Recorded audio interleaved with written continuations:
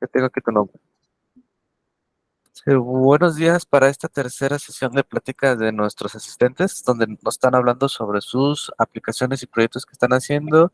Y aquí tengo el gusto de presentar a Alejandro Sebastián Benítez Rodríguez, el cual es parte de Quantum Kipu, que es Quantum Inter en esta comunidad, y nos va a presentar su trabajo que lleva como título Quantum Neurocomputing, modelos biofísicos de una corteza cerebral. Entonces, Alejandro, el escenario es tuyo. Bueno, primeramente se me escucha bien. Sí. Bueno, me llamo Sebastián Benítez. Yo les voy a hablar sobre los modelos biofísicos de una corteza cerebral artificial. Esto relacionado con la rama de neurocomputación cuántica.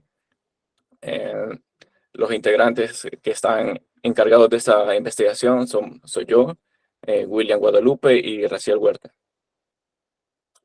Primero vamos a introducir con los objetivos de nuestra investigación. Como primer objetivo, nosotros buscamos implementar un modelo cuantificado de una actividad neuronal. Esto está bien relacionado con el segundo objetivo, que es implementar una red neuronal de disparos neuronales. Y que podemos encontrar varias ayudas, varios códigos que nos sirven de base. Por ejemplo, en Qiskit está varios repositorios, bueno, varias páginas donde podemos aprender sobre cómo implementar una red neuronal cuántica. Vamos a empezar dividiendo nuestro contenido como la ubicación, las ecuaciones subyacentes de nuestro entorno de trabajo y el circuito eh, que, se, que está, que depende de los primeros dos ítems. Entonces, la locación o la ubicación de nuestro entorno de trabajo, nosotros nos centramos en la neurona, donde, como pueden ver, aquí tenemos una parte que es medio alargada, que se le llama axón, y donde en esta se ubican los canales iónicos. Estos canales iónicos em, pueden representar diferentes elementos como son el sodio, el potasio y el cloruro. Podemos ver en la imagen que tenemos distintas variables que son M, N y H, que representan las probabilidades de que esa compuerta se abra para dejar pasar los tipos de iones que quieren atravesar esta membrana. Y cuando estos iones bueno, atraviesan o pasan al otro lado de la membrana, al interior o al exterior, esta corresponde a una diferencia de potencial que, que la sufre toda la parte del axón. Entonces, básicamente nos referimos a todo esto como potenciales dentro de esta membrana celular. ¿Y qué ecuaciones describen estos canales iónicos? Hawking-Huxley las modeló en 1970 y algo, en donde modeló las ecuaciones para el flujo de esta corriente que va pasando por toda la membrana celular, la membrana del axón. Eh, tenemos la variable que es la corriente con respecto al tiempo, nuestra capacitancia de toda la membrana y una derivada del potencial de toda la membrana con respecto al tiempo. Esta ecuación la primera ecuación la podemos dividir en tres partes, bueno, en cuatro partes. En la primera, que es de la capacitancia de la membrana por el diferencial del potencial de la membrana con respecto al tiempo, que corresponde al flujo que tiene toda esta parte del axón, sería todo esto. Y las cantidades individuales del flujo de cada canal iónico, que corresponden al sodio, el potasio y el cloruro. Para este último, hay un flujo que no varía mucho, por lo que se considera constante. Y las variables que lo representan, bueno, tienen prácticamente la misma sintaxis todos, bueno, estos últimos tres. y representan el G de barra, representa la conductancia máxima que tiene ese elemento en el canal iónico, junto con multiplicado por la probabilidad de apertura, que varía de 0 a 1, de la activación o desactivación de estos canales iónicos. Por ejemplo, cuando nosotros tenemos el canal iónico, este se va cerrando o se va abriendo dependiendo del voltaje que haya afuera de la membrana o adentro de la membrana. Esto para preservar un equilibrio de voltaje, de potencial. Entonces, estas compuertas se van cambiando dependiendo de los iones que hayan dentro o fuera de la membrana. Y tenemos que lo multiplica por el potencial de toda la membrana menos el potencial de equilibrio o el potencial de restablecimiento, por decirlo así, que básicamente es lo que les había explicado, de que cuando tenemos el potencial de membrana, este va cambiando por el paso de los iones y ese se va mostrando como un diferencial. Y tenemos la misma sintaxis para los otros dos, que es para el sodio, para el cloruro, que cada N, M y H representan esas compuertas, como se puede ver en la imagen. N representa para la compuerta de probabilidad para el potasio, M representa la compuerta de probabilidad para el sodio, y H también representa una compuerta de inactivación para el paso de iones. Y tenemos también la tasa de cambio de esta probabilidad con respecto al tiempo por una constante de tiempo que básicamente es dependiente del voltaje de la membrana. Y también tenemos otra constante que es beta, que es una constante de tiempo también, igualmente dependiente del voltaje, del potencial de la membrana.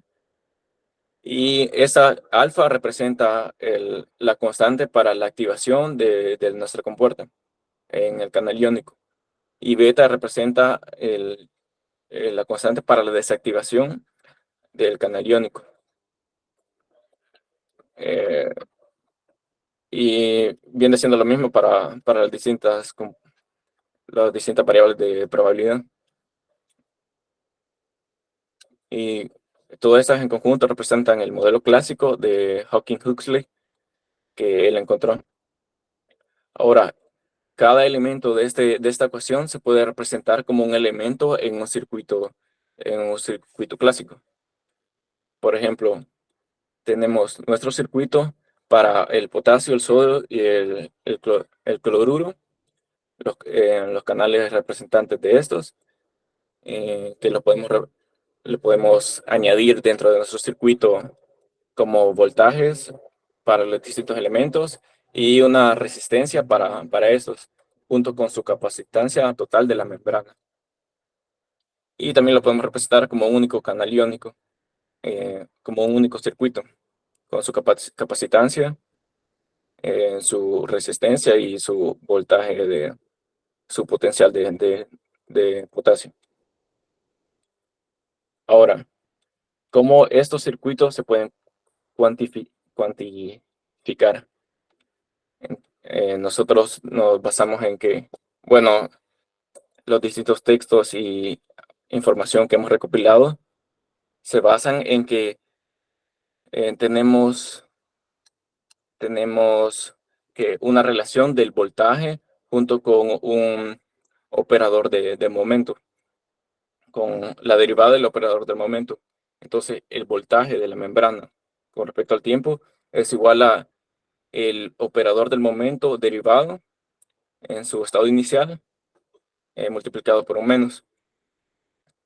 Y tenemos de que en el circuito nosotros esto lo representamos con sus capacitancias, en su potencial inicial, los pequeños pasos del tiempo multiplicados por un L guión sub 0, que representa básicamente que es como una resistencia, se llama impedancia, que es como una resistencia a la corriente que está fluyendo dentro de nuestra membrana por los distintos funciones de posición y los pequeños pasos de la capacitancia. Y esto se representa como un circuito infinito debido a que hay un conflicto entre el hamiltoniano de este circuito con el circuito mismo.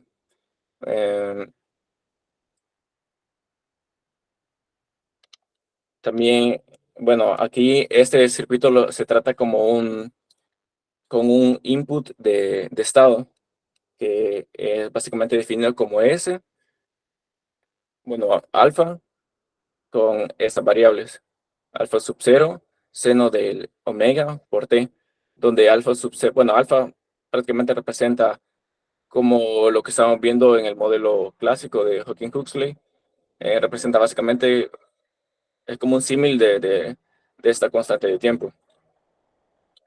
Y entonces, llegando a procesos matemáticos y a resolución de estos, se llega que se encuentra que la corriente con respecto al tiempo es igual a menos la constante de la corriente por este potencial, por este potencial de momento. Y se reescribe de esta manera. Entonces, según lo que ya había mencionado, podemos encontrar el voltaje de este circuito mediante esta ecuación.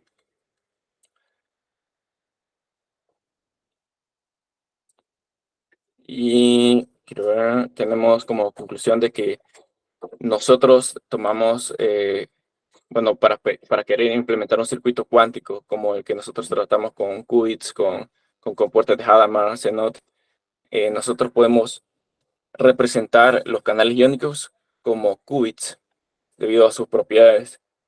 Y también podemos utilizar estas compuertas de Hadamard, de Zenot, para modelar esta apertura y el cierre de los canales iónicos que ya había mencionado,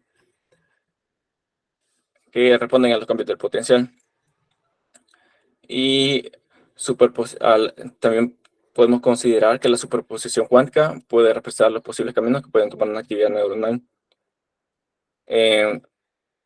Nuestro enfoque por el momento es bastante teórico porque hay demasiado.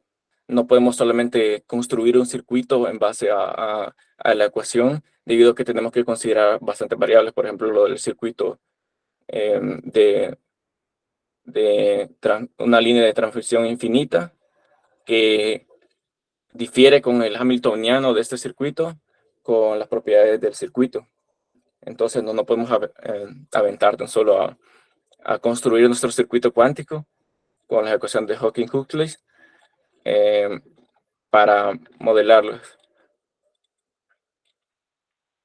Y también he tomado esta referencia de imagen. Ahora pasamos a la sección de las preguntas. No sé si alguno de ustedes tiene alguna pregunta. Muchas gracias, Alejandro, por tu presentación. ¿Alguien tiene alguna pregunta, comentario?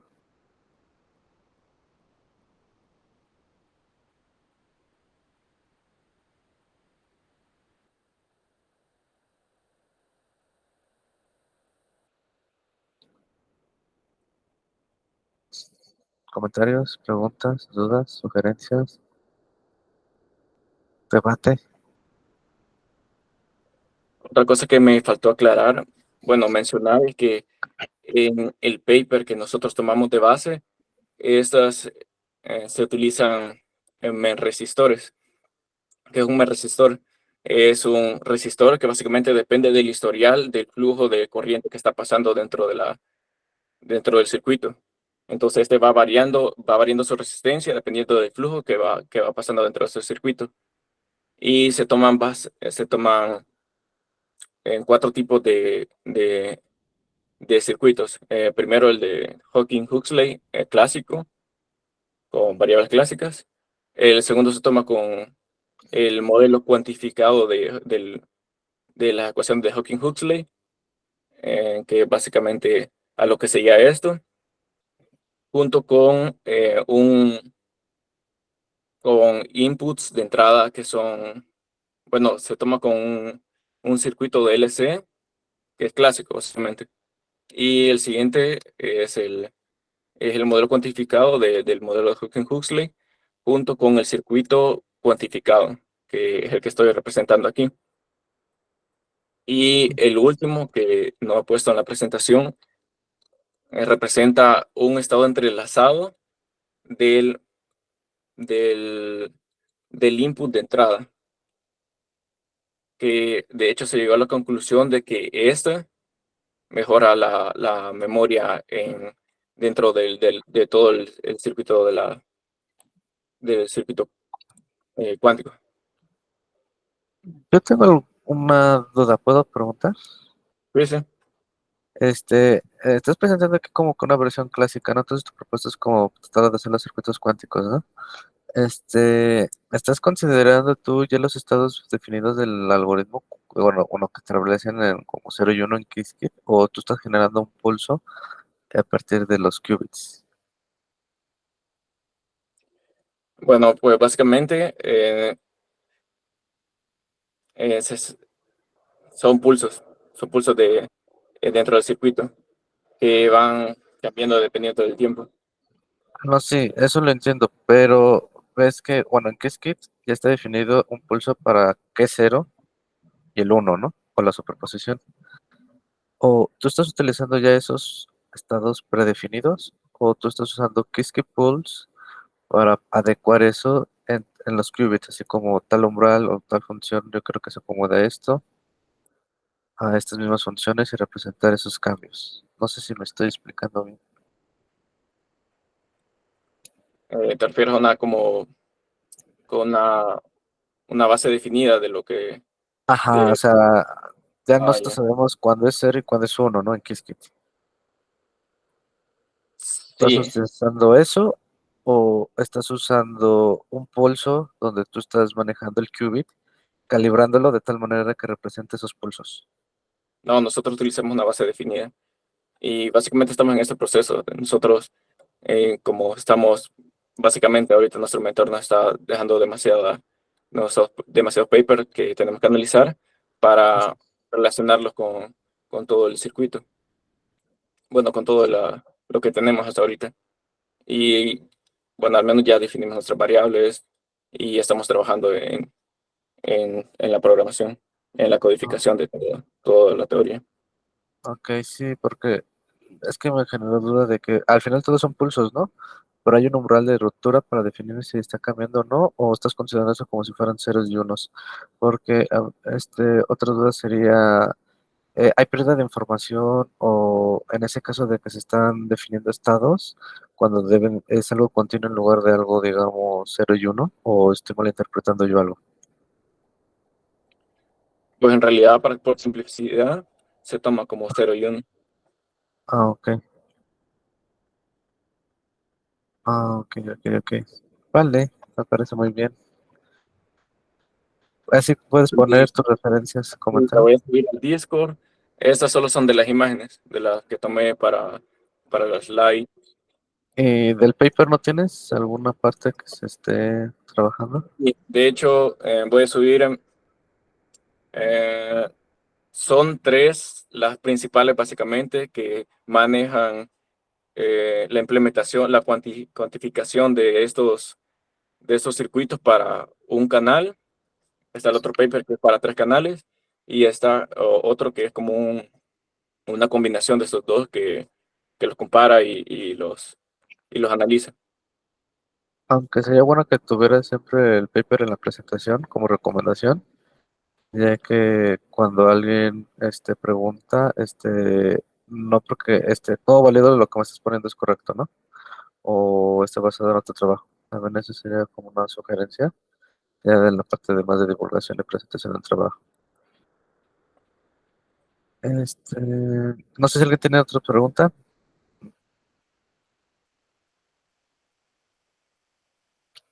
¿Qué más? ¿Qué más? Entonces, otra pregunta para antes de analizar. Que no sé si voy a analizar ahorita, pero ya que estamos aquí, una preguntita. ¿Tu propuesta sería como la primera versión a pasarlo a cuántica?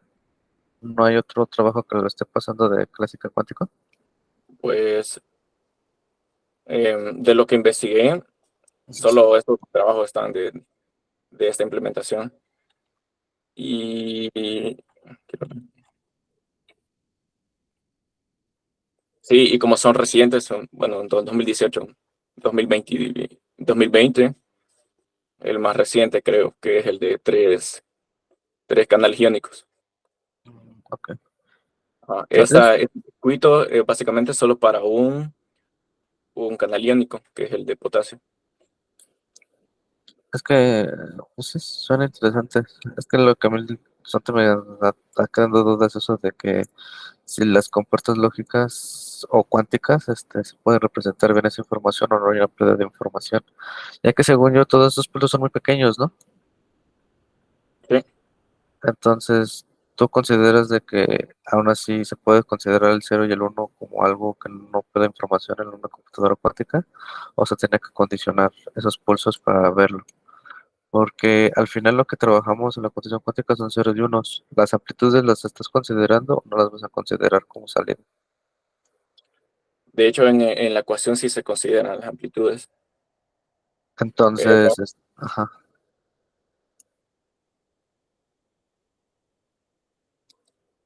pero la implementación es un poquito más complicada de eso. Sí, porque es un tema muy interesante. La verdad son muchas consideraciones, ¿no? Tratar de pasar algo que es la naturaleza, caracterizarlo y volverlo a caracterizar en términos de qubits, ya que al menos en las moléculas lo que se hacen es establecerlos en ceros y unos para hacerlo más fácil. Pero es que también puedes caracterizarlo en términos de ángulos. Eso es lo que me está dando una idea, ¿no? O pasar las amplitudes como estos pulsos que las rotaciones se estén dando. Entonces, esa sería otra propuesta que yo diría es como de rotación en Y, rotación en X, rotación en Z. Esas te pueden dar, o un desfase, se puede dar esos cambios de amplitudes que se están dando. Puede ser entre un qubit y ir cambiando las amplitudes para hacer esos cambios como la evolución de este circuito, ¿no? O sea que un circuito en lugar de eso, en lugar de que sean ceros y unos, deja de ponerse nodes, se va a ver una rotación en el eje. Para que en lugar de buscar si está dando 0 y uno es entender las amplitudes. Es en sí el valor esperado o puede ser del peak string o del histograma, el estado o el conjunto de estados, cuáles son las probabilidades. Y las probabilidades considerarlos como amplitudes y no como probabilidad como tal. No sé si me explico. Y eso sería más bien la información que quieres, ¿no? Sí, sí. Bueno, eso Eh, sería como... Ujú. sí, como hemos estado gastando bastante tiempo en analizar otros papers, porque hay otras maneras, bueno, hay otras maneras de cuantificar estas ecuaciones, pero al menos no, yo me he centrado en eso. Porque lo que puedo hacer, te digo, es como poner esas constantes y pasarlas en términos de una rotación. Y la probabilidad, o sea, trabajas con las amplitudes, pero el resultado sería la probabilidad, ¿no? Entonces las probabilidades son lo que te estarías tú leyendo. Es como, esto se dio, no sé, 75%, 25%, o sea, y eso es como que los pulsos que están moviéndose, ¿no? De hecho, tú puedes representar a partir de circuitos cuánticos con las rotaciones hasta senoidales, ¿no? Como los hacen los circuitos variacionales. Entonces, ese sería un consejo de que si vas a trabajar entonces en lugar de ceros y unos, trabajar con rotacionales o circuitos variacionales, como lo quieras poner. Bueno, no se puede decir variacionales porque eso serían que van a ir cambiando conforme una optimización de costo, pero más bien rotacionales que te den una señal y caracterizar esa señal a las condiciones que tienen estos circuitos o las condiciones que esperan en lo del cerebro, ¿no? O mente, o no sé cómo decirlo. corteza cerebral más bien. No sé si me explico.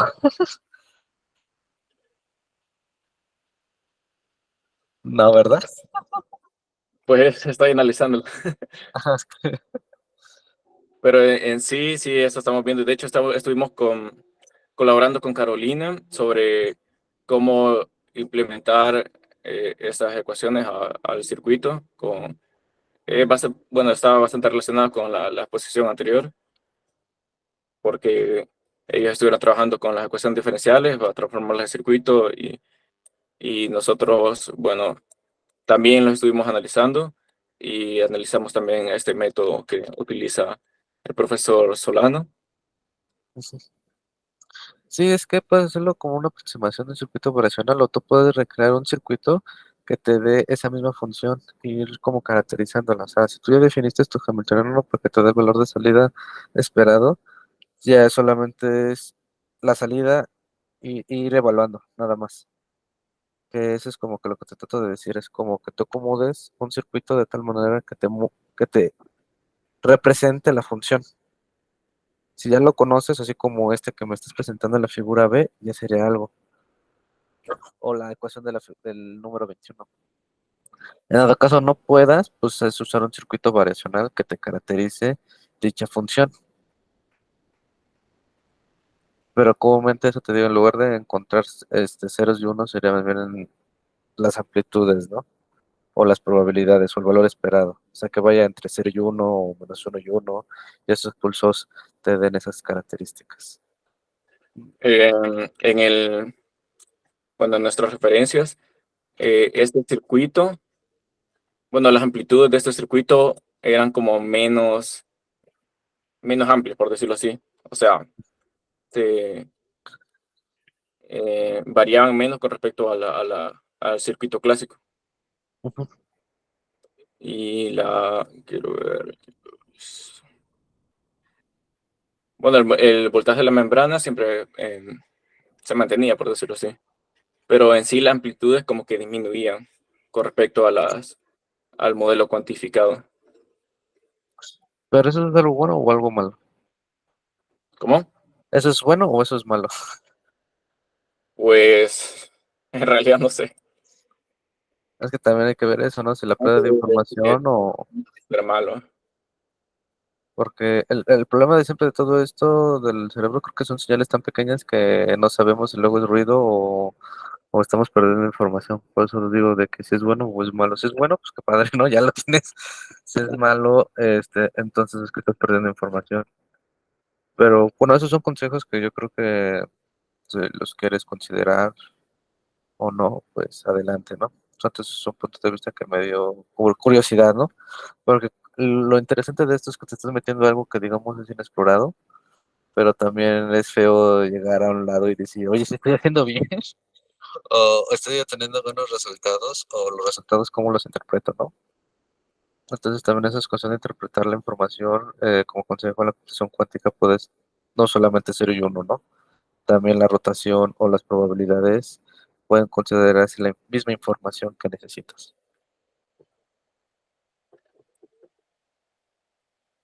No sé si te sirven de eso mis comentarios o te revolvieron más, si no, una disculpa. Eh, no, sí, me puede servir algo. Si no, no sé si alguien más tiene otra pregunta, comentario, sugerencia. Igual si estoy mal, con gusto, díganme, porque no sé ni de estos. Si no, ya cierro la sesión. No digo la sesión, bueno, la